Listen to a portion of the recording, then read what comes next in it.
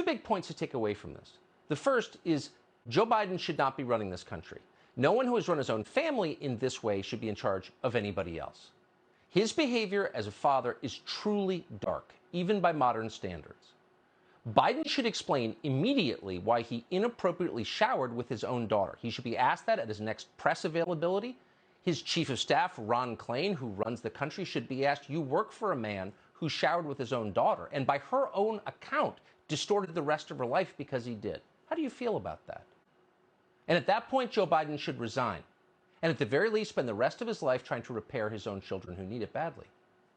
And the second point to make is that Biden is using the FBI as his personal secret police, dispatching them forward to crush and intimidate and prosecute people who get in his way or his family's way.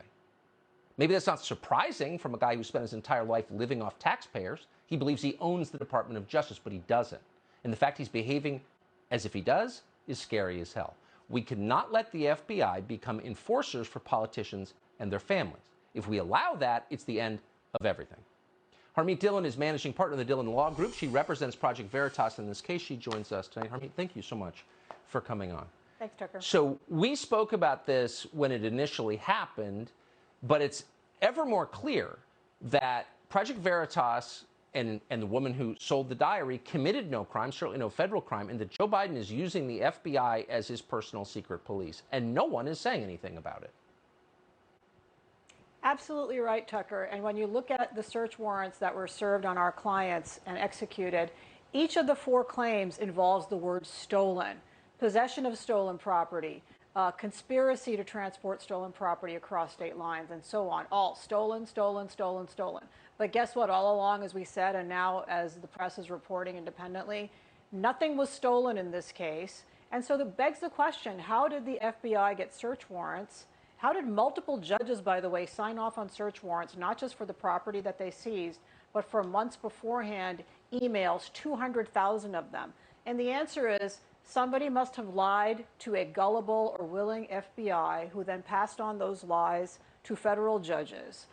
Who are those people? Almost certainly members of the Biden family and their legal representatives. And so once we finally shut down this abusive investigation, get our property back, and see what was in those search warrants, which, by the way, the ACLU and Reporters Committee for Freedom of the Press have filed applications for, then there needs to be a criminal investigation into the lies told to our federal law enforcement and get to the bottom of that. And that is relevant to how the Biden administration is weaponizing the DOJ and how powerful lawyers in New York City were able to call up the DOJ and simply run roughshod over the protections of the First Amendment, the Privacy Protection Act, DOJ regulations, and common law protecting journalists. Tucker, as you pointed out, so what if the property was stolen? From the beginning of this case, the DOJ knows that it is perfectly legal for journalists like James O'Keefe from Project Veritas to run with stolen property and publish it. It's protected by the United States Constitution and the United States Supreme Court.